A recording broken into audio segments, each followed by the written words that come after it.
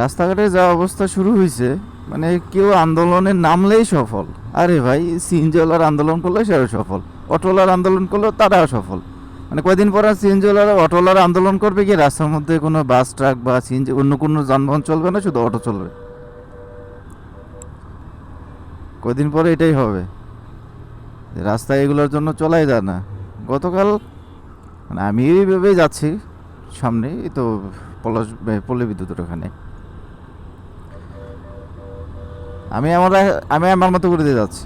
উল্টা দিক থেকে হঠাৎ করে একটা অটো ঢুকলো, ব্যাস। আমি হঠাৎ করে কোনো গাড়ি যখন ঢুকলে ব্রেক করলাম,